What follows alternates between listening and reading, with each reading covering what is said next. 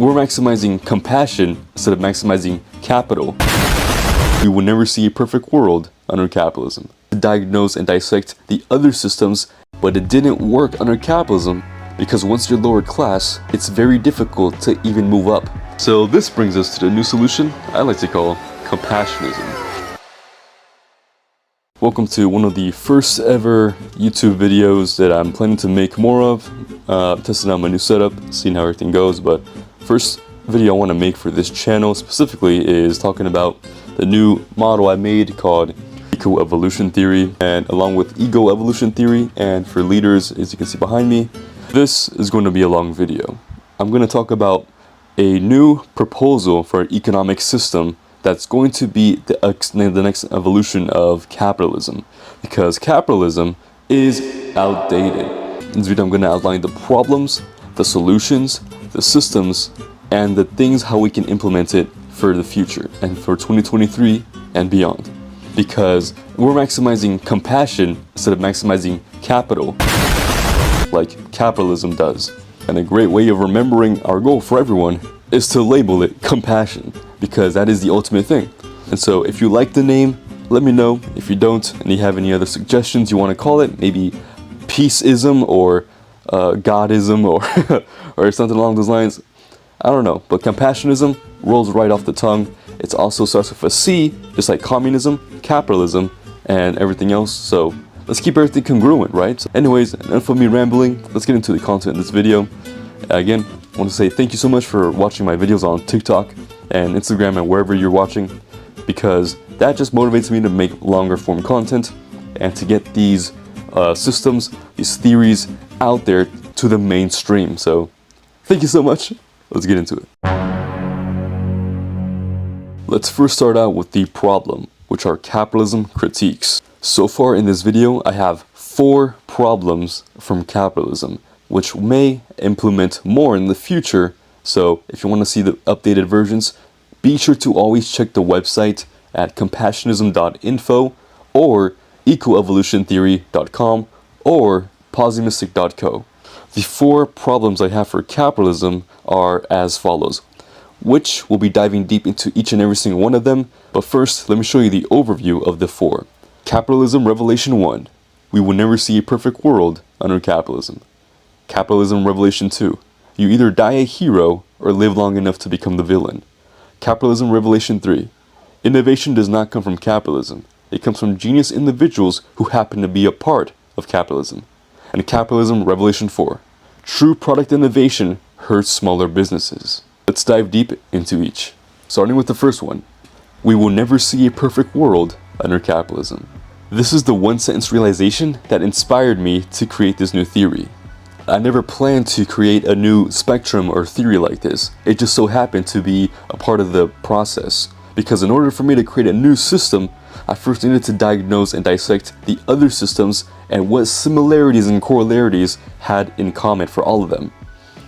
Once I had that, I could then get all that data and then assemble it, see which parts of the data are similar, and then label them, categorize them, and then assemble them. So you might be thinking, why will we never see a perfect world under capitalism? Because as long as executives and workers of companies in capitalism are forced to keep getting money from them to survive, we will eventually enter an era of time that's worse than the past. Because companies will create artificial problems no matter the costs to ensure the survival of all operators a part of the system. I like to call these wounded company shadows. Here are some examples of potential predictions to look out for in industries. Big tech creating vulnerable products to make more money equal repeat buyers equal higher company valuation equal more money. Or allergy companies planting male trees to produce more allergies equals more people buy allergy medicine equal continue finding ways to make people allergic. You may not have known that, but there's a difference between male trees and female trees. That's the male trees that give all the allergies during allergy season, not the female trees. And so if you're the public, you may not have known this. The allergy medicine companies will never tell you this. Now, thankfully, if you go to someone like Claritin on Google, you can see that they have a mission statement of saying they're going to plant more female trees to combat this. But notice, how it's still slightly manipulative. Not calling Claritin out. The goal is to plant less male trees. When you say you're going to plant more female trees, you didn't mention that you're going to plant less male trees. You can see the incentives are clear, that it's not Claritin's fault, it's just a part of capitalism. More examples. Toilet paper companies cutting down excessive trees, lobbying against forest-saving organizations, shady marketing, brainwashing the population that they cannot live without toilet paper, etc. Equals income until all the trees die out. Or big dental buying out food companies to feed sugar to the population, equal more patients, equal more money. Or private prisons funding hood rap music, incentivizing crime, equals more prisoners, equal more government subsidies, which is money. Or you and your business eventually having to find ways to create problems your products solve, for you to continue having money to put food on the table for you and your workers. If there were no more problems, equals you can't pay for food or rent, equals you and your workers would die. The incentive is clear. Continue finding ways to have problems to continue everyone's survival. If anyone innovates, silence them. Let's keep filling the world with problems. And as you can see with all that, the common recurring theme is survival. Because survival is the number one thing everyone or every ego, no matter humans, organisms, every living being, survival is the number one thing we are ultimately chasing. But remember, you may think that when companies do these corrupt actions, they are evil. But this is false. It's not because they're evil companies, it's because they have to, in order to survive. Just like criminals aren't born evil, they're forced to do those actions most likely because of environmental external circumstances, or lack of guidance, knowledge or wisdom, systemic unfairness, fearing for their life or survival, traumatic encounters, and so on. You cannot argue against me that people are naturally evil. As we discussed with my previous model with ego evolution theory, people are often hypermasculine, hyperfeminine, or balanced. People who are often evil come from either extreme spectrum. Someone who is hypermasculine experiences only masculine content, lacks of feminine love. Feminine or masculine love. If you'd like to learn more about ego evolution theory, make sure to watch my other videos or go to my website at posymystic.co/egoevo. Anyways, what's the potential compassionist solution for this first revelation? Here's what I have listed out. Compassion maxing is greater than capital maxing. We need a guaranteed survival amendment, meaning everyone inside the society has to have their survival guaranteed. Now that's impossible, you may say, but not likely, because we have to find ways to increase the chances of one's survival. And so ways we can do that is by having the government cover all of the needs at the bare minimum, not every single level quality, and so on. It's hard to explain with words, it's better to explain with models. I'll put some on the screen. Anyways, capitalism revelation number 2. You either die a hero or live long enough to become the villain. This quote is not really true in reality, but it is true in capitalism. Meaning in nature, over time, you become better, wiser, stronger, healed. But in capitalism, you're forced to find ways to squeeze money out of every single opportunity because of the main fact that the currency is needed for the operator's survival. The compassionist solution is again, guaranteed survival. Because guaranteed survival doesn't force urgency to find a paycheck to cover next week's bills. Equals, they have more time to think and be relaxed for longer term solutions that are holistic and better for everyone. Examples include Apple. In order to become a $1 trillion company, you need to squeeze the money out of every opportunity. They've done this by artificially creating problems like removing product features or headphone jacks, weak charging cables, creating vulnerable glass phones, tribalistic product features, and so on, just to name a few. They're incentivized to make weaker products because more people will spend more, thus making them a higher valuated company. What happens when you're the highest valuable company in the world? You get more attention. To get that attention, what are you going to do with that attention? Use it to get more products. In this system, Steve Jobs and everyone at Apple are not evil, remember that. They're just forced to work into this. Or Rockstar Games. They started great, but the more employees you bring on, the more mouths you have to feed. When you're an executive of a company this big, you don't have time to think or innovate. Payroll is every 2 weeks. Investors want results every quarter. Rockstar is not an evil company, nor is any other company that operates under capitalism. It's just a game that forces these rules that shape the players of the game toward the game's end result, which is none, which is also a problem. Or any company that will live long enough for over 100 years. Compassionist solution I have for this is again guaranteed survival plus accumulative tiers equals never leveling down and survival needs covered unconditionally, regardless. Once you've entered a tier or a class, it can never be taken from you, unless you break the law or something catastrophic. Details are still under work, but the main focus is the structure, the system, the macro structure. I don't have the micro details yet. That's for the other smarter people in society right now. I'm just the one focusing on the main system, trying to build out the main big system that work for everyone. Next, capitalism revelation number 3. Innovation does not come from capitalism. It comes from genius individuals who happen to be a part of capitalism.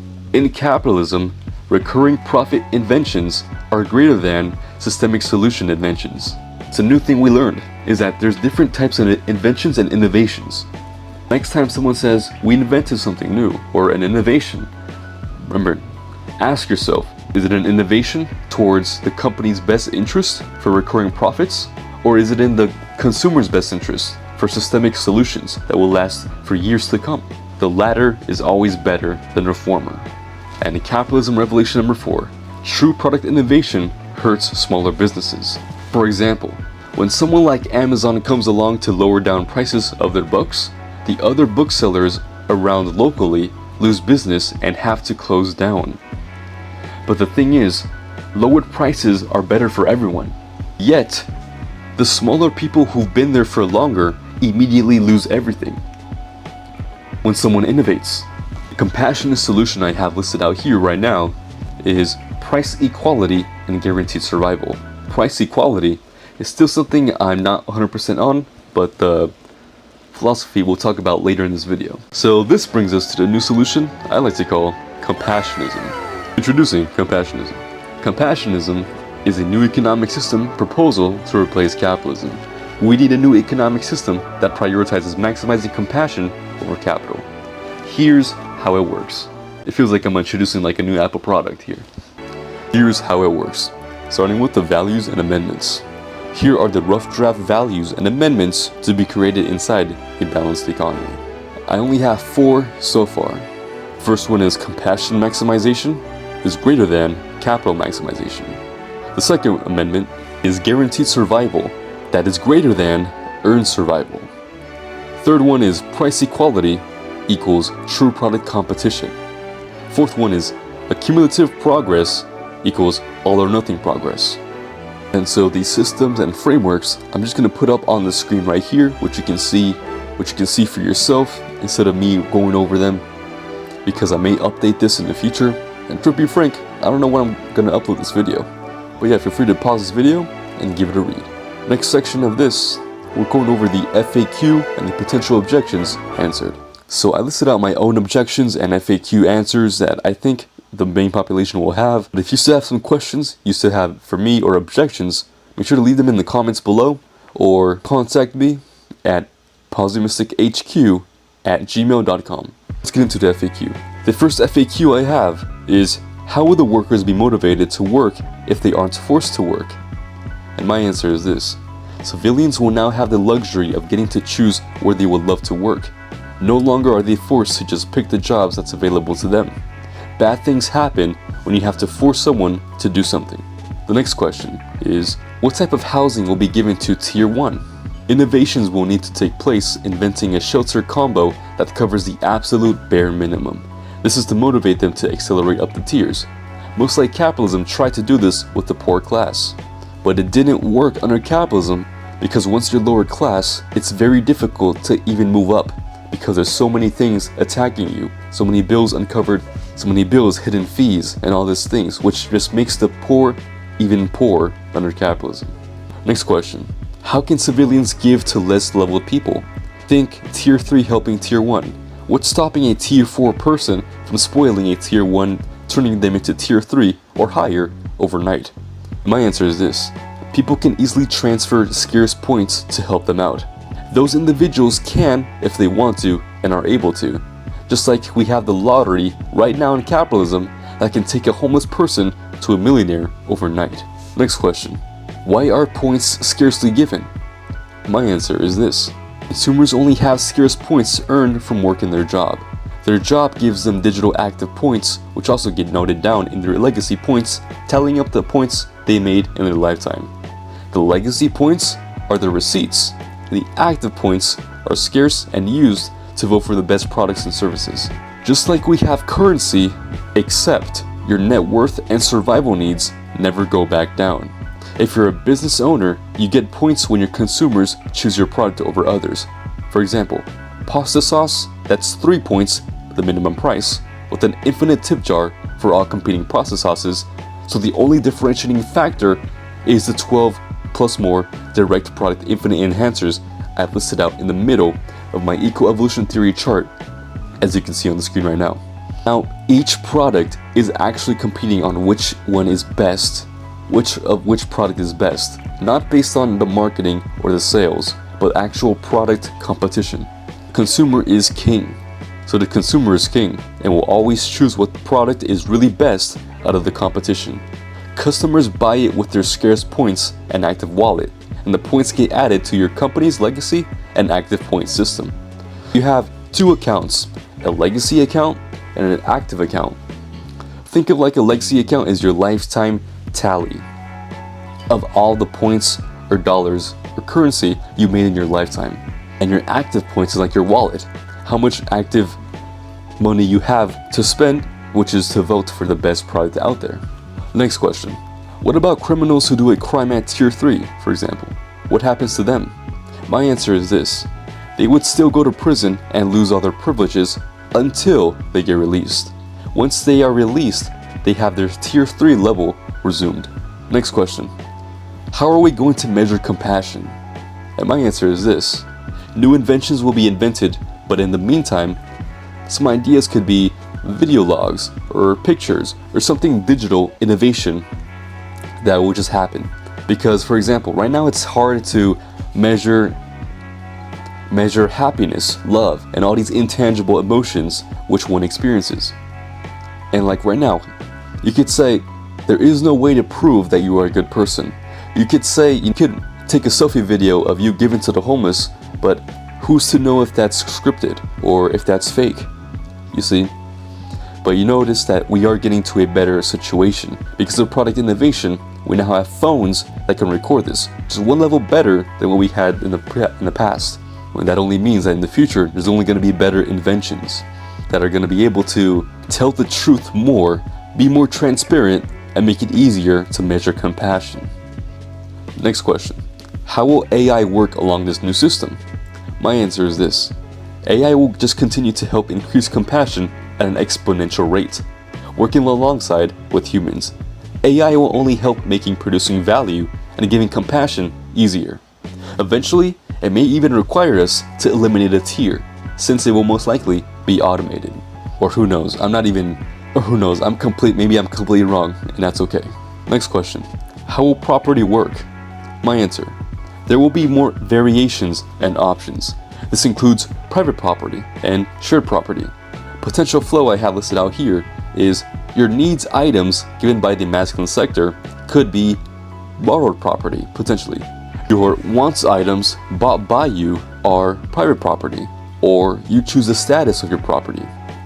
You could choose to share it or make it private. Potential flow that needs evaluation. Next question. How will entrepreneurship work and encourage new people to become entrepreneurs? My answer. Whenever someone has an idea, they can start it. The resources are the same as getting loans, investments, and more.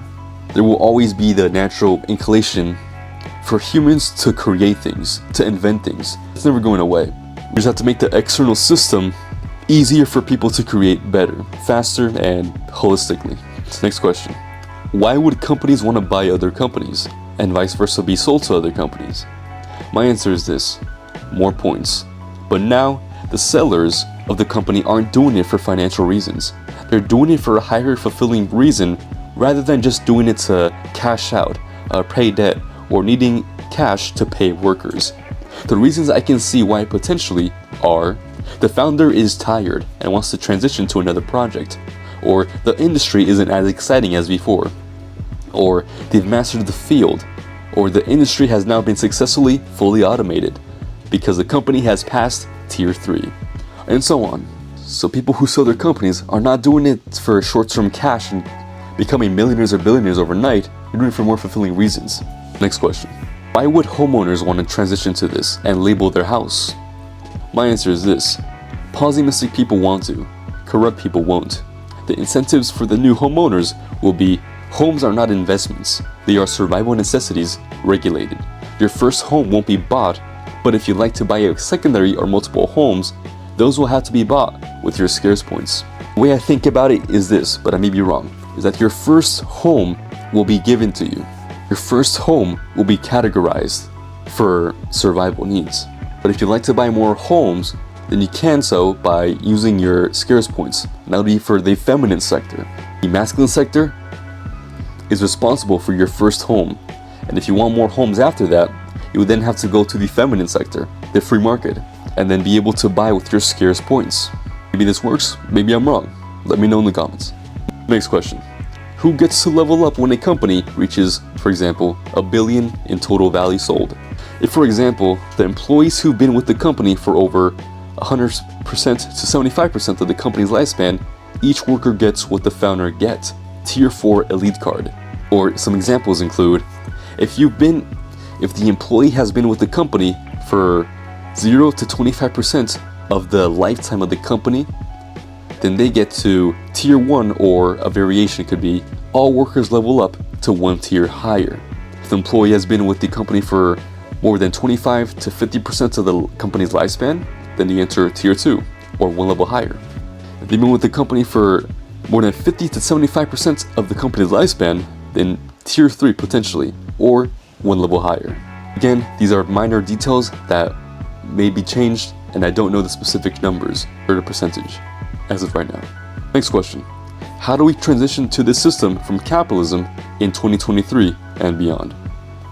My answer. The number one thing is to make sure we give all the people in power the same lifestyle they currently have. So the elite automatically get entered into Tier 4. There is no way the people in power right now will want to implement a new system if it means lowering their survival and luxury chances. This is the easy way and the best win-win way.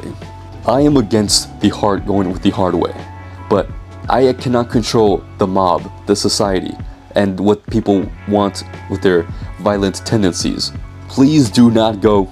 Please, in fact, if you are one of these people in power who don't want to transition to this better system, please let me know what it is you don't like about it so I can improve upon it and make it as much easier as it can be for everyone. That's going to be a wrap for this video on Compassionism. If you are also a fan of creating a new system to replace capitalism, please let me know in the comments and engage. Tell me your honest thoughts. If you see me I made a mistake or something, please let me know so I can improve it. My contact info is on the screen right here. Please feel free to send me any messages. I'll leave you with this for this video. Expect more videos from me, either from Facecam or from pure on-screen on what you guys want. My final statement is this. Let's finally have a system that maximizes compassion instead of capitalism. Thanks for watching. Final thing I wanted to talk about is how I am getting funding for this, and I want to talk about my new membership I created called Pessimistic Plus. All this work here that you see me do this, no one's paying me. I'm doing this because I love doing this and I want to make a new system. But I need funding for this, and that's where I ask for your contribution if you can. I only have 2 members inside my membership. I'm trying to get to 150 monthly members. If we can do that, that's when I can go full-time into creating this and creating full-time videos for you, because right now I had to rely on creating videos for my mentor Tej Dosa, which I love doing, but I can tell long-term that's not going to be available because of AI inventions for video editing and so on. And so if you can, feel free to contribute. The best part about this membership is that it's going to be including all of my resources, all of my courses, my theories for unlimited access. So right now I just finished creating my first course called Ego Evolution Theory Mastery for Leaders. And and it's right now on my monthly membership for unlimited access when you sign up. Think of it like a Disney Plus subscription or HBO Max. So if you can't support, make sure to go to posymystic.co/plus. That's the final message for this video. Again, I can't thank you so much for watching all my content. I'll catch you next time. Peace.